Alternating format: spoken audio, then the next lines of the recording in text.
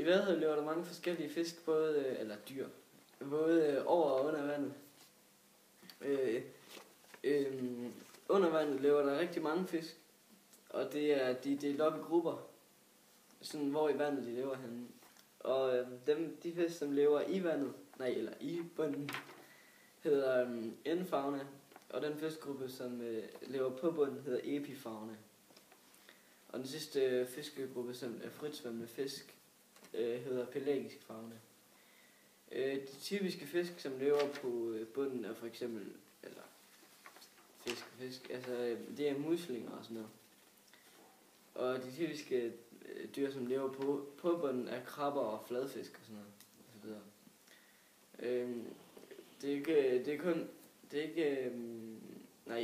I fritsvømmende fisk, der er det typisk sæler, eller dyr og sådan noget. Sæler og fisk og plankton og sådan noget. Det er ikke kun i vandet, der lever mange dyr, men også i luften. For hvert år kommer der cirka mellem 10 til 13 millioner fugle til Vadehavet for at æde sig tykke til den lange flyvetur sydpå. Der kommer faktisk fugle fra Afrika og mange andre steder sydpå. Kan du ved Vadehavet er meget specielt på grund af, at de kan både holde sig eller blive stående, når de er under og over vandet. Og det er på grund af tiderne. Men ikke mindst kan de holde sig over og under vandet, men de kan også holde til det enorme saltskift, som hele tiden kommer. Der er meget forskelligt salt og sådan noget. I Danmark har vi 2 meget vigtige planter i vores hav, og det er plankton og ålegræs. Hvis vi ikke havde ålegræs, ville fiskerne ikke kunne overleve på grund af de mange rovfisk, som vi har i Danmark. Plankton, det er også meget vigtigt. De laver ilt til vores fisk og laver ilt i vandet og sådan noget. Jeg vil gerne fortælle noget om saltvandsfisk, som lever i Vadehavet. Flodlamperit. Den har en årlig form og kan blive op til 30-32 cm lang. Den findes for det meste i det jyske. Havlamperit har også en årlig krop, men med slimet og plettet hud. Den kan blive op til 60-75 cm lang. Den er udbredt i hele det danske farvand, men den lever for det meste i det vestlige og nordlige Jylland. Laksen kan blive 1,5 meter lang. Den har en lille fedtfinde mellem ryg og halefind med mange pletter på huden. Den er for det meste i Skjernå, Ribå og Vardå. Majsild. Man kan kende majsild på, at den har en kort rygfinde. Den ses meget ved Ringkøbing Fjord. Snæbel. Snæbel er i familie med laksfisk og er udbredt i det danske, ikke så meget i det Tyskland og Holland mere. Sortmundskutling. Stavsild er i familie med majsild og kan kendes på, at de har lige mange sorte pletter bag gællerne. Den fanges jævnligt ved de danske kyster. Stenbider. Støren bliver omkring 2 meter lang og kan veje op til 400 kilo. De bliver fanget ved de danske kyster. Jeg har om økosystemet. Et eksempel på et økosystem kan være en skov eller en sø. Et økosystem er et område, hvor alle levende organismer er afhængige af hinanden. Et økosystem er også ikke-levende faktorer, f.eks. vand, ild og temperatur. Dyrene æder planterne. Rovdyr æder byttedyr. Planternes rødder holder på jorden. Nogle dyr graver sig ned, altså f.eks. regnorme. Landskabsdannelse ved Vadehavet. Landskabet ved Vadehavet er blevet dannet af tidevand, som har skubbet jord og ler op eller med ind til Vadehavet. Og så har planterne, de har holdt ved jorden.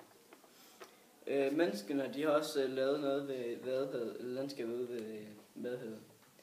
De har lavet sådan nogle træpæle i en firkant ud fra Vadehavet, eller ud fra kysten, som så har aflejret jord og ler og sådan noget. Og sten og sådan noget.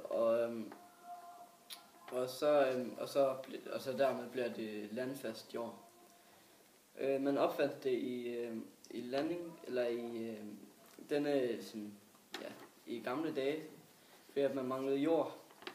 Altså manglede jord til landbrug og sådan noget. Jeg vil gerne fortælle noget om landskabsdannelse. Da de store gletsjer fra istiden smeltede for 12 til 15.000 år siden, blev rigtig mange mængder af ler, sand og sten altså skubbet sådan til vores land. Det var materialer, som isen havde skubbet fra nord, og så havde så skubbet mod syd og vest. Store mængder af det var vand, som er smeltet og løbet ud i Atlanterhavet. Og udviklet landskab, altså af sand og grus og sten. Indtil isen var helt forsvundet for ca. 12.000 år siden. I dag kan man jo stadig se, hvad istiden har gjort. I dag har vi bjerge, bakker, dale og søer. Alt det har istiden været med til at lave. Og det er så det, vi kalder landskabsdannelse. Det er en regelmæssig stigning, som bliver dannet af månens rotation om jorden.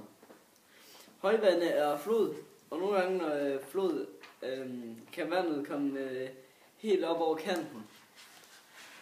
Lavvandet er ebbe, og når der er ebbe, er vandet meget lavt, og man kan gå rimelig langt ud, hvor man faktisk stadig kan vande. Der er mange, der siger, at tidevandet er påvirket af Golfstrømmen, men det er den ikke. Der er noget, der hedder Nip-flod, og det er, når der er en svag flod, altså svag højvand. Og så er der også noget, der hedder springflod, og det er, når der er meget kraftig højvand, og vandet, hvor det går meget over kanten. Er du færdig? Vadehavet i Danmark går fra Esbjerg til grænsen i Danmark. Vadehavet i Danmark blev den 17. januar 2008 blevet lavet til en nationalpark. Vadehavet er 1466 kvadratkilometer i Danmark. Og man mener, at der er mere end 10 millioner fugle, der flyver forbi Vadehavet 2 gange om året. Der er mange fugle, fisk og havpattedyr, og mere end 500 arter af planter og dyr. Vadehavet strækker sig 500 km fra Blåvandshuk til Den Helder i Holland. Der er højvande hver 6. time. I gamle dage, da digerne ikke var bygget, blev der tit oversvømmelse i floderne.